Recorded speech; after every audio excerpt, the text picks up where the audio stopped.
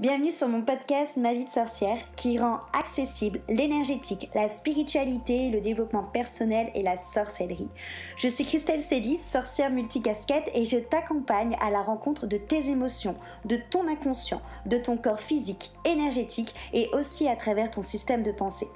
Tu l'auras compris, ensemble on part à la rencontre de ton intériorité dans sa globalité afin que tu deviennes la reine de ta vie et ainsi transformer tes freins, tes blessures et tes croyances limitantes. Ici, dans ce podcast authentique et frais, je partage avec toi des sujets autour de réflexion, de développement perso et spirituel, de pratiques et d'outils magiques. Seul ou accompagné, je fais un point d'honneur à rendre chaque épisode complet, ludique et accessible pour que tu puisses incarner la sorcière moderne, la femme sauvage et sacrée que tu es. Et si cet épisode ou ce podcast peut résonner avec quelqu'un de ton entourage ou lui être utile, je t'invite à le partager et même à le noter avec la note de ton choix. J'adore échanger avec les sorcières qui écoutent le podcast, donc si tu as envie d'être accompagnée de manière personnalisée avec des outils qui te correspondent à toi, à ton vécu et à ton axe de travail et que tu es prête à vraiment t'investir, je t'invite à réserver un appel découverte avec moi. En attendant de pouvoir échanger ensemble, on passe à notre sujet magique du jour. Bonjour à tous, je suis Christelle de Ma vie de sorcière et aujourd'hui j'ai le plaisir de t'accueillir dans ce nouvel épisode de mon podcast.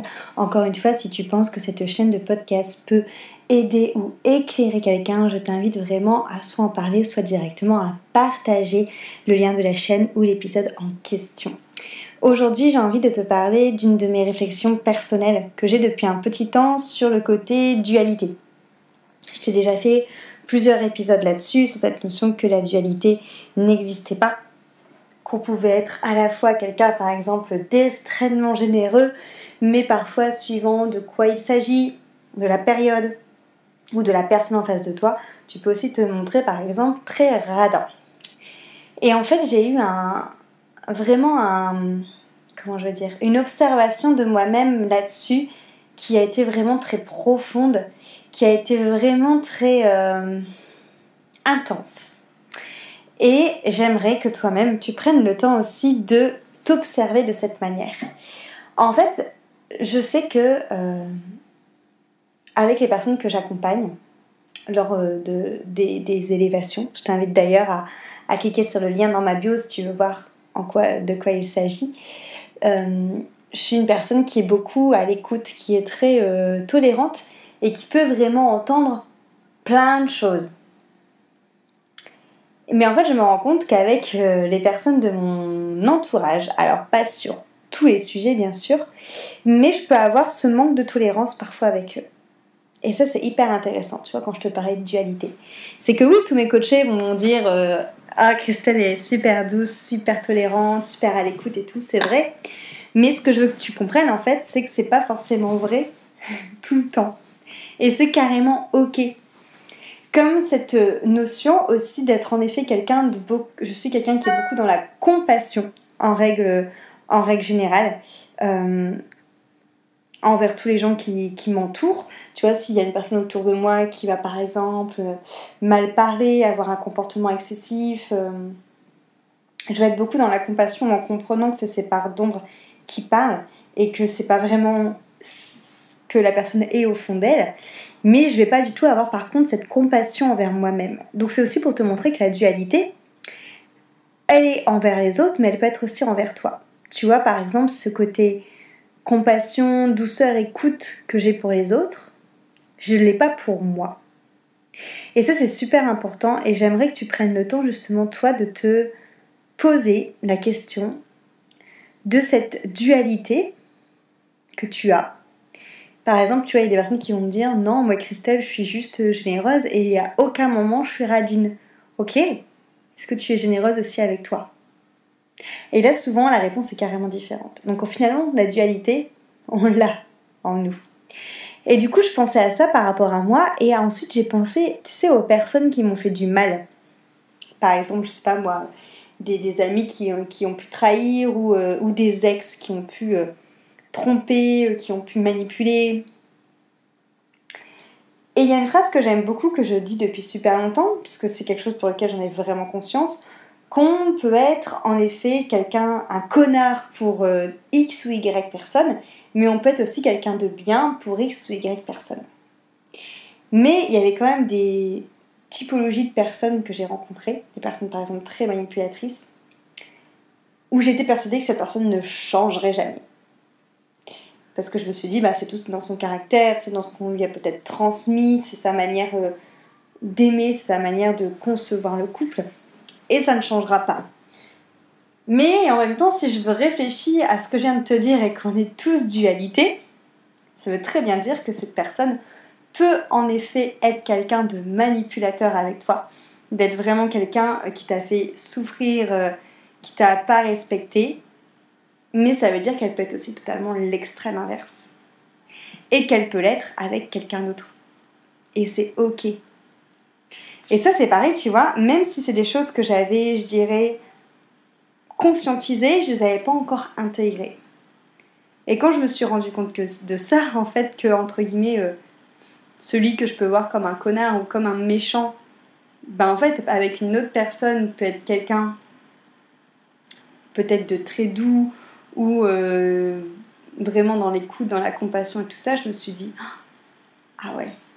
Et là, il se passe autre chose, tu vois, quand tu te dis ça. C'est que du coup, tu te dis que cette personne, elle a été comme ça par rapport à toi, soit parce que c'est ce que tu lui as renvoyé par effet miroir, tu vois, que les deux personnes étaient là pour se rencontrer, pour travailler ça ensemble, soit c'est parce qu'elle était dans une période de sa vie où elle était vraiment emprunt à ses ombres et pas emprunt peut-être à connaître vraiment, je sais pas moi, des relations saines, peu importe la raison, mais c'est cette notion de se dire en fait que l'ego se dit ah mais en fait cette personne-là, elle n'est pas comme ça avec tout le monde.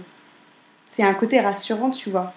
Quand l'ego se dit cette personne-là, c'est sûr, ce mec c'est un royal connard avec toutes les filles. C'est un côté rassurant pour ton ego parce que ton ego se dit c'est pas de ma faute s'il est comme ça. C'est pas que avec moi. Alors on aime bien que ce soit que avec nous quand la personne est méga cool. Mais souvent quand la personne est méchante, on se dit c'est pas que avec moi. Ça nous permet peut-être de sortir aussi un peu d'une notion de victimisation et de généraliser un peu la chose, tu vois, en mode c'est pas moi le problème. Et encore une fois, je dis pas que c'est toi le problème. Je dis juste que du coup, quand on se rend compte que cette personne, il y a la dualité aussi en elle et que cette personne peut aussi être finalement une personne exceptionnelle pour quelqu'un d'autre, et du coup, ça place ton ego sur cette notion de ah putain, cette personne, elle a pas su être cette meilleure version d'elle, cette version plus comment je veux dire, pas lumineuse, c'est pas le bon mot, mais cette version un peu plus saine avec moi. Pourquoi ? Encore une fois, ça ne veut pas dire que c'est à cause de toi. Tu vois ? Je pense que c'est une résonance des deux personnalités, de ce que les gens doivent travailler et de comment est-ce que l'autre renvoie chez l'un ou chez l'autre en face. Tu vois, cette notion de miroir, tu vois, il n'y a pas de hasard. Parce qu'encore une fois, moi je suis persuadée qu'on essaie toujours de faire de notre mieux. Et même si on a l'impression de se dire l'autre a été un royal connard avec moi et là maintenant c'est par exemple une personne hyper saine avec quelqu'un d'autre, à ton époque avec toi, il essayait sûrement aussi de faire de son mieux. Mais sûrement avec des outils en effet qui n'étaient pas du tout les bons, avec des blessures, avec des croyances, avec aussi toi en face qui appuyait sur certaines choses, tu vois, sur lui. Moi je sais que quand je réfléchis à mes précédentes relations, au final, j'étais aussi extrêmement toxique, tu vois, pour ces personnes-là. Parce que j'avais plein d'insécurité et que je demandais tout le temps à être rassurée. Et que du coup, ça faisait tout le contraire. Mais au final, d'avoir quelqu'un qui est derrière ton dos aussi et qui te demande toujours d'être rassurée, qui te demande toujours d'être présent, tu vois, ça a un côté un peu toxique aussi. Donc voilà, ce que je voulais te dire sur la dualité, c'est qu'en fait, on peut très bien être quelqu'un pour un tel, quelqu'un pour l'autre. On peut très bien être comme ceci pour un tel et être comme cela pour soi, et être totalement l'opposé pour soi. Et c'est ça qui est beau, c'est ça qui fait toute la complexité humaine, et c'est pour ça que c'est beaucoup plus compliqué en fait d'apprendre à se cerner complètement. Et c'est pour ça aussi que pour moi, c'est une réelle force en tant qu'humain d'avoir ça, parce qu'en fait tu peux vraiment être tout. Tu vois, tu n'es pas que 5 qualités sur ton CV ou que 5 défauts sur ton CV, parce que potentiellement tout ce que tu dis de l'un ou de l'autre, tu peux être totalement l'extrême inverse. Même si encore une fois là tu n'en as pas conscience et que tu te dis par exemple bah non Christelle, par exemple je sais pas, moi je sais que je suis quelqu'un de très borné, mais tu peux être quelqu'un de très borné, tu peux être aussi quelqu'un de très influençable suivant la personne qui est en face de toi, suivant le moment de la journée, si t'es fatigué ou pas, suivant le thème, tu vois. Et c'est hyper pour moi je trouve ça hyper enrichissant en tout cas de se rendre compte de ça, aussi bien pour toi et surtout pour les autres, pour toutes tes relations en fait avant qui ont capoté, ou toutes les personnes pour qui tu as peut-être des fois de la rancœur ou auxquelles tu penses, de te dire en fait ben, cette personne en effet elle a été comme ça avec moi, mais ça veut dire qu'elle sait aussi être totalement l'inverse. Et je trouve que ça amène en fait un peu de douceur, ça diabolise pas l'autre en face. Tout comme toi en fait tu n'as pas à te diaboliser non plus, tu vois. Et en fait, ça nous rappelle juste qu'on est humain, tout simplement. Et qu'on a aussi bien des points sur deux polarités carrément différentes, en fait. Et qu'il ne faut pas oublier que ces points se rencontrent forcément toujours à un moment. Tu vois, encore une fois, c'est comme si... je sais que je t'avais déjà pris cet exemple, mais c'est comme si que t'en avais un qui était une polarité. On va parler de polarité, hein, parce que j'aime pas dire plutôt négatif ou positif, mais une polarité plutôt plus, en termes de qualité, du coup, entre guillemets, quelque chose qui a une polarité plutôt moins. Mais en fait, c'est les deux opposés de la même chose, et en fait, forcément, à un moment, ils se retrouvent. Tu vois, c'est comme quand tu as ta palette de couleurs sur n'importe quel logiciel. Tu as le noir d'un côté, tu as le blanc dans l'extrême, mais en fait, ils font partie de la même palette de couleurs. Au milieu, ils se rejoignent. Sur un gris, tu vois, ils se rejoignent. Et c'est pareil, en fait, pour toi.